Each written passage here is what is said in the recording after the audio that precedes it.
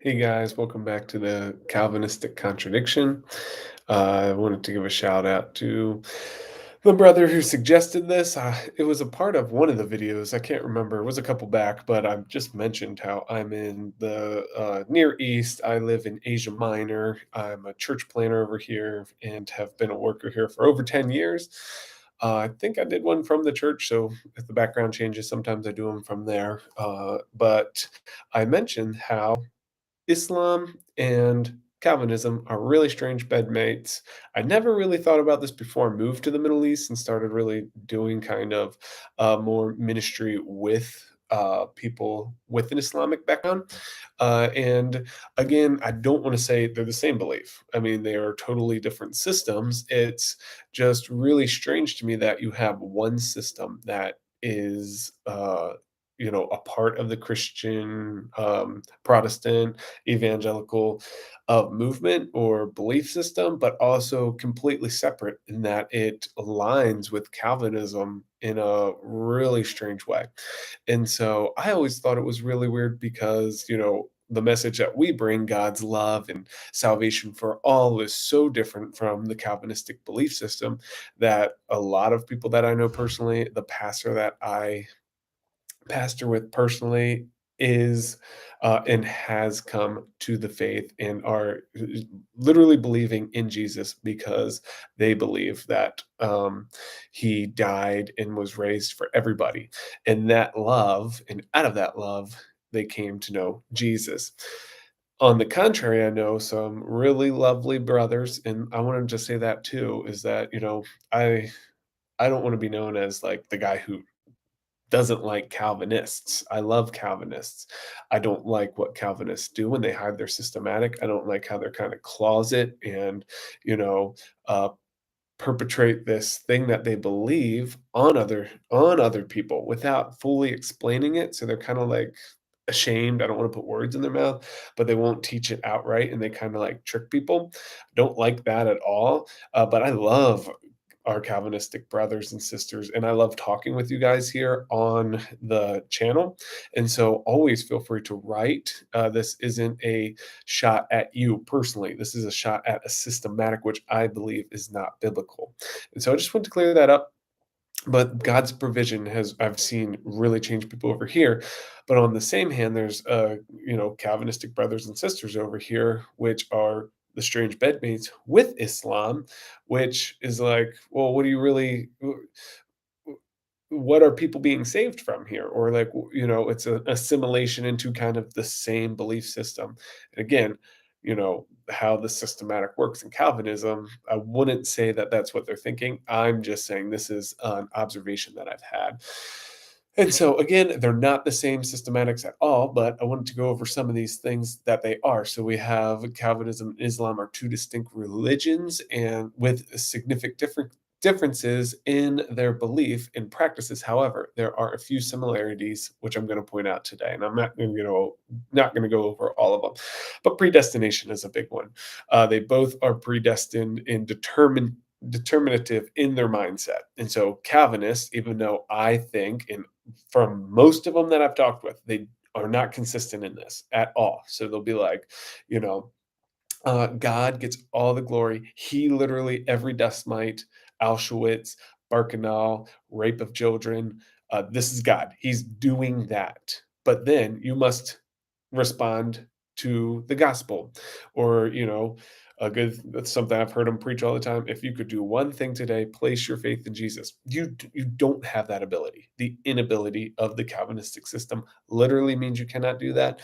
And that is also a belief system in Calvinism. Everything is predetermined. They say inshallah here. So somebody kills you in a car, it's definitely not the driver's fault.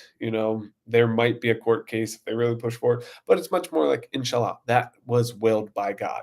And that's exactly, although, like I said, I don't think the Calvinists truly live in a consistent lifestyle with this. That's one of them. An emphasis on God's sovereignty. Again, this is just kind of like God is sovereign over everything. He controls every dust mite, everything. You screw somebody over in a business deal, that wasn't you. You don't have any responsibility. This is Calvinistic. You have no responsibility. There is no responsibility. Why? Because you are not able to respond. Responsibility. You can literally not respond. Use Piper and all these guys as how can a dead man respond? I've listened to a lot of Calvinists who have walked away from the faith because if I could respond, I would. But Calvinistic belief says I'm a dead man. I cannot. Again, not my interpretation of what dead means separated from God, so that you can go back and make a decision like we see in Luke 15 with the prodigal son. But, this dead meaning dead, a corpse. A strict adherence to doctrines who have this five pillars of Islam. Let me see if I think I have them here. I'll make a PDF too that you can get over at the new Patreon page. That has all this on here. But the Shahada, which is the proclamation of that, the declaration of the faith in oneness of God in the prophethood of Muhammad, the Salah, the performance of 5 daily prayers, the zakat, which is giving alms to the poor and the needy, the shawam, I think it is, the observance of fasting during the month of Ramadan that just passed, and then the Hajj, which is you take the pilgrimage to Mecca and Medina and all that kind of stuff. And so the tulip system is 5 points as well. Another strange bedmate thing. Total depravity. The belief in humanity is totally depraved and unable to save themselves from sin. So all Christians believe in total depravity. I would say this is more total inability. You do not have the ability to respond to the gospel call. Unconditional election, the belief that God has chosen who will be saved or damned without regard to any merit or foreseen faith in the individual from before they were born and for his own glory to boot. Unlimited atonement. Let's see here. The belief that Jesus' sacrifice on the cross was only for the elect and not for all humanity. Irresistible grace, the belief that the Holy Spirit irresistibly draws the elect to faith in Jesus Christ, and perseverance of the saints, a belief that those who are fully saved will persevere in faith and good works until the end of their lives. Again, 5 points, 5 points. That's the big thing that we're hitting on here. Also, I think the most stark one for Calvinism, in my personal belief, when I look at all of Calvinism, and I think it's all baloney sausage, just to tell you the truth, this one really sticks out to me because it is something we've dealt with so much over here with the Islamic systematic, and that is there's no surety of salvation. So going to a Islamic funeral is super sad. Literally, they still have the wailing, and the kind of it's like in the biblical the I think it's called the dirge or something like that, where they're all just crying and yelling. They're, oh my, I don't know if they're saved. I don't know if they're in hell. I don't know if they're in heaven. It's really horrible. So sad. Muhammad didn't know. I think it's the 69th surah. Surah says that whether I go to heaven, whether I go to hell, I don't know. That's because in the systematic, you cannot know. It's all on good works. You can't know if you did more good works than you did bad works. You just can't. And so at the end, you're put on the scales. The scales are red, and whichever one you did more, that's where you go. The same is with the Calvinistic systematic. Literally, you cannot have assurance of salvation. I've talked with my friends about this in depth. How do you know that you're saved? You can't know. You have to persevere to the end. So you could die and think that you're saved. Literally, you persevered to the end. You show all these good works. Again, strange bedmate. You look good, but then you get there and I wasn't chosen. I uh, and we know this because you don't know if you don't know if you're saved. You could be saved up until like 3 days before you die, and then you could just fall away. And that's because God predestined that before you were born that you would show signs and then fall. This is their systematic, again, not mine. Um, and so it's just this thing, strange bedmates. There's no assurance of faith. You cannot have it. Literally, in the Calvinistic systematic, you can have evidence of assurance, evidence that you may be saved, but evidence is not assurance. It's like a belief that you may be. But Jesus said that where I go, you go also. He was very, very clear about this, that you can have assurance of faith. You believe in God, believe also in me. Where I go, there are many rooms in my Father's house. If it wasn't so, I would tell you. And so that's just a real weird part. Another part that I think is super unfortunate, especially for over here, is because the daddy issue stuff with Ishmael. When Ishmael was sent away, it created this daddy issue that's still here in this culture in the Near East today.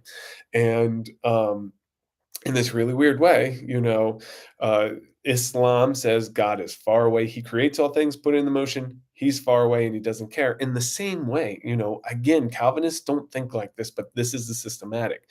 He's already predestined from aeons before, and he's far away. He's kind of like the puppet master with the super long string pulling all these things, and you can't change it. So real true Christianity, in my case, you can plead, you can rationalize, you can think, um, you can do all these things, and you can ask God for this close relationship. You can't do that in the Calvinistic systematic unless you're chosen, and you can't know if you're chosen or elect. And so it's just this really weird thing that they both have this distant and you can't know systematic that's set up on works to give you a pseudo assurance that should be speaking volumes to anybody out there who is in this Calvinistic system, because what I'm speaking is the truth. I am not maligning, I'm not twisting. This is your systematic. But before the foundation of the earth, you were either predestined or damned. How is there this close personal relationship with God? And how could you ever set that up unless you were elected? And you can't know if you were elected. Like, literally, this is um, this strange bedmate. This is the same thing that is said in Islam. You know, I talk with a lot of people. Have you read the Quran? No. Well, I've read the Quran and I didn't understand it, and it was really hard for me to read it. Well, you didn't read it in, you know, Arabic. Well, if I would have read it in Arabic and I didn't understand, well, you can't ask those questions. Why? Because God is far away. Well, the same thing, I ask all the time, what about these contradictions, the Calvinistic contradiction, right? What about you need to respond to the gospel after you've heard it, but God ultimately chose you if you're um, elect or not. So why preach the gospel? Why do missions? Why do anything? Oh, because we're supposed to do that. We believe in that. But why is what I ask. Why? What would be the point of that? Well, you're just supposed to. And who are you, O clay, to talk back to the maker and the master? Again, Islamic bedmate. You are saying the same thing. Who are you, O man?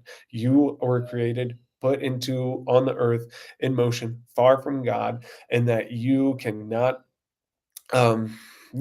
ask any questions. That's literally the Islamic mindset is that. Literally, like they don't ask questions as a people. This is not like speaking bad about the race. I love the race. I've been here for a long time. I'm like a part of this culture now, but they just don't ask critical questions because it's in their religious system. It's from like the top down. You can't ask these questions and it filters down. And these same things are true in Calvinism. You just can't ask these questions. Who are you, old man, to ask these questions? Literally, they quote Paul about these things. I don't think in the right context, but they surely do it anyway. And so, again, this bedmate, they both have a belief in the afterlife. Again, there's no assurance how you get there, but all Christians they believe that, and so we all hold that in common. Let me see if I missed anything. You can't know if you're saved apart from good works, and then even then you can't know. You just can't know. So that's really not a good statement there. Uh, oh yeah, there's a good one. God's sovereignty and predestination are viewed as mysteries beyond human understanding and are not meant to be used in a way to explain or justify God's actions. Okay. And so, like, you don't understand this inconsistency, this contradiction, this paradox, then it's there, this mystery. It's a mystery how these things work together. You can't know. Well, that's not what the Bible says, actually. Just like you can't not know if you're assured your salvation, believe in me. Jesus says that all the time. One of my favorite verses, what is it? John 20, is it 31? I think that all these things were written that you might know who Jesus is, and that by knowing you would have, or you would believe in him and have eternal life. Well, that's, my salvation is I know who Jesus is and I'm going. I tell my kids this all the time. If I die, know that I'll be there waiting for you. What's a Calvinist going to say? I might have made it if I'm believing to my last breath, and then I am going to cross over to the other side, but then God said, "Sorry, I actually barred the door for you the last 2 seconds of your life, and I did that before you were born, and that actually glorifies me." What do you to say, "Oh man," to that unjust system in our worldview? But you're not supposed to think about, as unimaginable as that might seem to you, it's for my glory, like the rape of kids, like Auschwitz, like Birkenau, like the killings of Dennis Rader. I'm quoting a prominent Calvinistic source, Desiring God, and I put that in my last videos. And so I'm not making this up. I'm not maligning again. So I'm going to, this is just some of those things that I told you I would make a video on this and give you guys some resources. So I think it wasn't really clear for me either, even though I'm like the owner of uh, Critical Thinking Out Loud. I'm the owner of Harvest Harbor. Harvest Harbor is my main, like, I'm in full time ministry over here overseas. That's my main, like, umbrella ministry. And then Critical Thinking Out Loud is like kind of the more ancient Middle Eastern stuff. Calvinistic Contradiction is my, plea to Calvinists to critically think about some things. And so I had a Patreon for some things. I made a Patreon just for Calvinistic Contradiction because I want to put some of these resources up there. My videos will be for free. Some of my resources will be for free. But if you want to pray about supporting this channel so that we could grow and spread God's love, provision to all from a different perspective than even probably like Leighton Flowers, who is awesome. And I love that guy so much, but like from a more Near Eastern perspective and things that I've dealt with, please go over to the Patreon page. I'm going to have some cool resources for you. I've made poems that kind of, are polemics against Calvinism so that you can get people to think about theology without the protection of like the Holy Bible. It comes from the Bible, but when you start poking at Calvinism, there's, well, it's the Bible, it can't not be right. And it's like, well, let's look at these same truths as a polemic in poetry and see if they actually make sense. And they don't. And so I'm going to make those available, and I'll make like a PDF for this video, and it will direct you over there, and you can get some of this material and you can start talking with the Calvinists in your life and just kind of showing them these inconsistencies and these contradictions, and ultimately these strange things like being a bedmate with Islam, which for me is really, really weird because I deal with that. That's my ministry on a daily basis. And so I love you guys. Thank you for the support. Again, this video came from a request from a viewer. Thank you, brother. Please request other stuff. I have, ideas in the works for like question and answer ones and just some different videos. So love you guys. Thank you so much. Go on over to the Patreon, check it out, and I'll see you on the next the Calvinistic Contradiction. Bless you guys.